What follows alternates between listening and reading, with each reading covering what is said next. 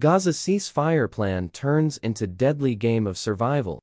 For the leaders of both Hamas and Israel, ending the war in Gaza has become a deadly game of survival. The terms on which the war finally ends could largely determine their political future and their grip on power. For Hamas leader Yahya Sinwar, even his physical survival. It's partly why previous negotiations have failed. It's also why the question of how to permanently end the fighting has been put off to the last stages of the plan outlined by US President Joe Biden on Friday. That transition between talks on a limited hostage for prisoner deal to discussions about a permanent ceasefire would, Mr. Biden acknowledged, be difficult. But it's also where the success or failure of this latest deal is likely to hinge. The US says it has submitted a draft resolution to the UN Security Council supporting the ceasefire plan outlined by President Biden.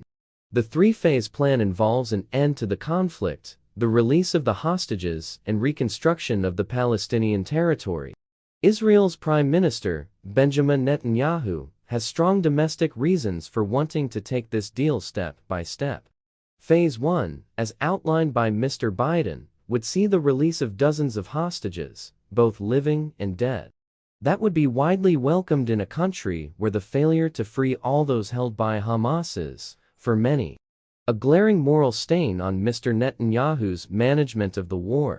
But Hamas is unlikely to give up its most politically sensitive hostages, women, wounded, elderly, without some kind of guarantee that Israel won't simply restart the war once they're home.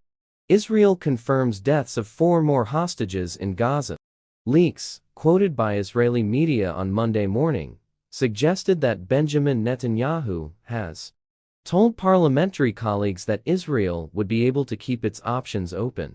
That option, to resume fighting until Hamas is eliminated, is, some believe, the least Mr. Netanyahu's far-right coalition partners will demand. Without their support, he faces the prospect of early elections and the continuation of a corruption trial.